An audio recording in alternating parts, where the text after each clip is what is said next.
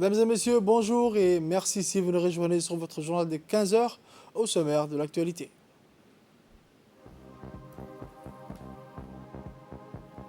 Un protocole d'accord sur le financement, le développement et la construction de la route RN18. Actualité internationale, sport, Lionel Messi s'engage jusqu'en 2023 à Paris Saint-Germain.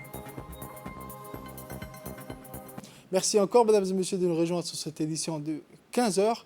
Le président de la République, son Excellence, M. Ismaël Omar Guelleh, a, dans le cadre d'un entretien téléphonique, échangé ce mardi, en début de soirée, les meilleurs vœux de Nouvel An musulman avec son homologue turc, son Excellence Tayyip Erdogan.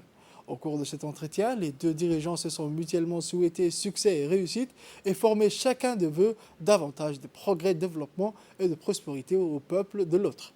L'entretien s'est servi ensuite d'opportunité à l'évocation des relations d'amitié et de coopération entre les deux pays et les deux peuples, ainsi que les voies et moyens de les promouvoir et les développer davantage. Rappelons que Djibouti et la Turquie entretiennent des partenariats stratégiques dans la quasi-totalité des secteurs de développement. Actualité nationale à présent, ce jour, le mercredi 11 août 2021, a eu lieu une cérémonie de décoration au camp Cheikh Ousmane, présidée par le ministre de la Défense, chargé des relations avec le Parlement, son Excellence M. Hassan Mohamed Omar, et le général également du corps d'armée Zakaria Cheikh Ibrahim, chef d'état-major général des armées.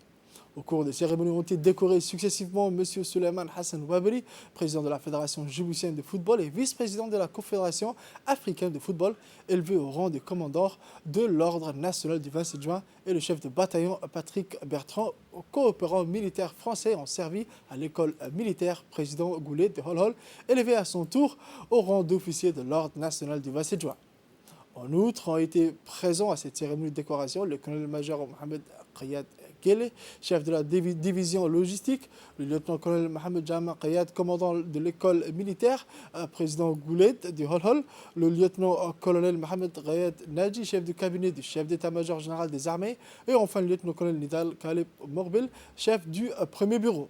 Ces personnalités ont été remerciées par les autorités subventionnées pour l'excellence des services rendus aux forces armées djiboutiennes, chacun dans leur domaine de compétences.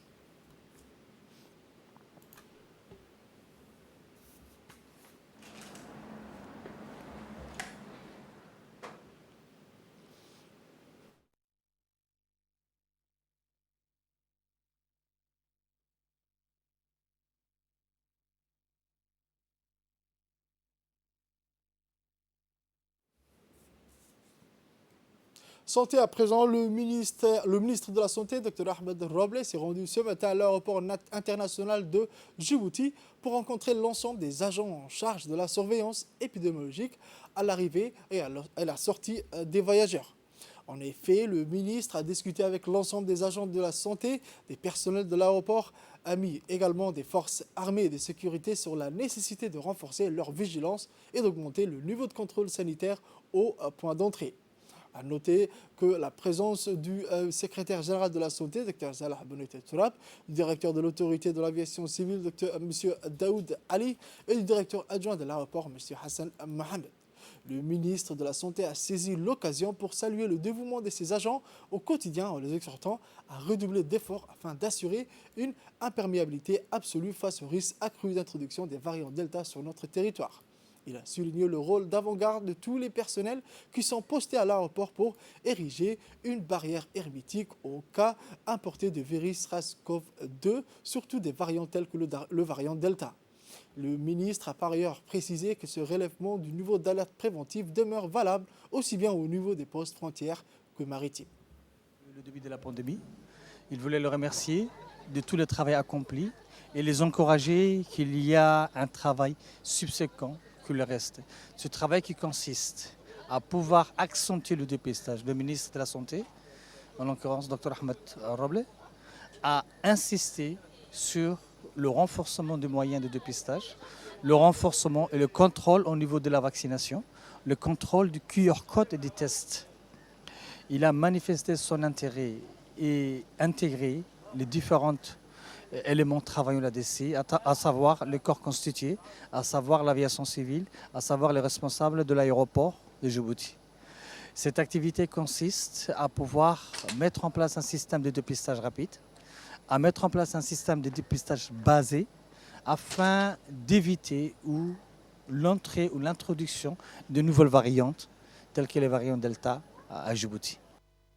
Autre actualité, le président de l'autorité de port et des zones franches, M. Abakar Omar Hadi, a signé aujourd'hui un important mémorandum d'accord avec un consortium égypto-marocain composé de l'entreprise de BTP Arab Contractor, l'entreprise Hassan Alam Construction et le groupe Somagec.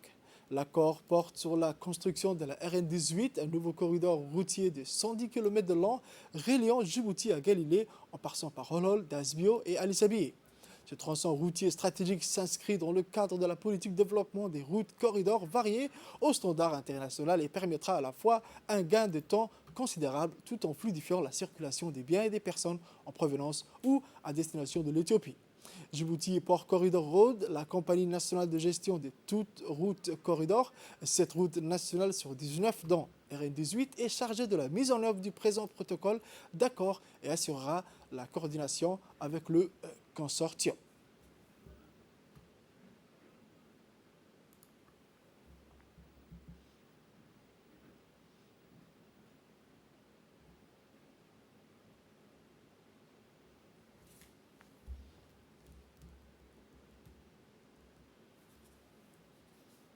Dans le cadre des efforts consentis dans la lutte contre la pandémie du Covid-19, le Croissant Rouge de Djibouti et la Chambre du commerce de Djibouti ont signé une convention le 25 mai 2021. Cette initiative conjointe financée par l'Agence française de développement, AFD, est destinée à promouvoir la prévention contre la pandémie en permettant le déploiement d'une campagne de sensibilisation à PK12, PK51, Galilée et Dikil. Elle s'étalera du 15 juin au 15 août 2021. Cette campagne de sensibilisation est principalement destinée aux camionneurs éthiopiens qui empruntent le corridor et les populations djiboutiennes de contact. Elle vise à les sensibiliser, sur la dangerosité du virus Covid-19 et le respect strict des gestes barrières pour se protéger. Cet apport financier de l'AFD a permis au Croissant Rouge de Djibouti de se doter de moyens, gants latex, masques faciaux, produits hygiéniques, combinaisons de protection pour le personnel, gel lavande de main, eau de javel, poste de lavage des mains, production de brochures nécessaires à la conduite de cette campagne sur une durée de 2 mois. Les camionneurs, populations locales et autorités locales ont apprécié cette initiative à sa juste valeur en se prêtant volontairement aux séances de lavage des mains, à la lecture des tracts en différentes langues et écoutant les conseils prodigués par nos jeunes volontaires. Toujours à Dikil, toujours dans le cadre de la pérennisation de la paix et de la cohésion sociale en plus de Djibouti, la jeunesse de la région de Dikil s'est mobilisée pour témoigner sa volonté de préserver l'unité et la fraternité intercommunautaire. Dans cette optique, la jeunesse okaroise tenu des actions de sensibilisation de proximité, des réunions de quartier et des rencontres d'échange entre les jeunes des différents quartiers et différentes communautés afin de rappeler les valeurs de la souveraineté et de la paix. La jeunesse a également souligné que la région d'Ikil symbolise la paix, l'unité et le vivre ensemble des 3 communautés qui composent la population djiboutienne. Les jeunes d'Ikilois ont haut et fort exprimé que les dernières confrontations interquartiers ayant causé des dégâts humains et matériels importants n'affecteront guère leur devise qu'il n'est pas question de nuire son voisin, quelle que soit son appartenance ethnique ou tribale. La jeunesse okaroise mobilisée sous toute sa diversité ont en dernier lieu tenu à convier la jeunesse djiboutienne à faire preuve de civisme pour préserver l'ordre public et le bien-être social dans leur lieu de résidence. Sport à présent, le personnel du complexe sportif du Tadjoura a tenu dans la matinée une réunion de concertation en invitant les associations, les femmes leaders, la société civile, en les appliquant massivement à participer à une compétition de triathlon qui est prévue le vendredi 13 août 2021 dans la ville de Tadjoura.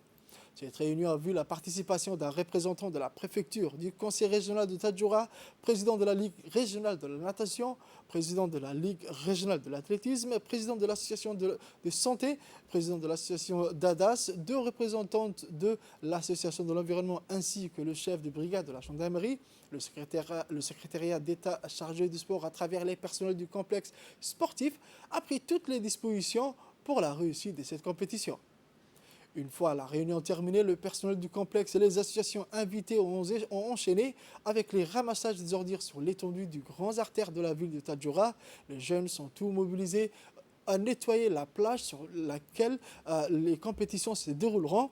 La responsable du complexe sportif de Tadjoura, en l'occurrence Mme Medina, remercie tous les personnels qui ont partagé cette journée de concertation et de nettoyage des grandes artères dans la ville de Tadjoura, suivie de la plage. Le rendez-vous est donné pour vendredi prochain, Inch'Allah.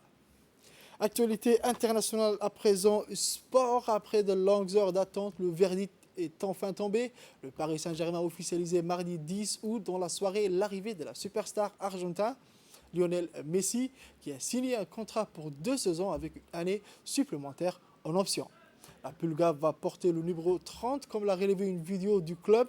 C'est lui qui l'avait à ses débuts en professionnel avec le FC Barcelone entre 2004 et 2006, avant le 19 puis le 10. Je suis impatient de débuter un nouveau chapitre de ma carrière à Paris, a réagi Léo Messi après avoir paraphrasé son contrat. Considéré comme l'un des meilleurs joueurs du football de tous les temps, l'Argentin avait confirmé dimanche son départ du FC Barcelone lors d'une conférence de presse où il avait évoqué comme une possibilité son arrivée dans le club parisien. Lionel Messi a évolué pendant 21 ans au Barcelone, sous les couleurs duquel il a marqué 682 buts au total, un record au sein de la formation catalane. Léo Messi retrouvera entre autres au PSG son ami et ancien coéquipier brésilien Neymar, ainsi que l'attaquant français Kylian Mbappé. C'est tout pour cette édition de 15h, mesdames et messieurs. Merci de l'avoir suivi. Restez avec nous pour la suite du programme. 4.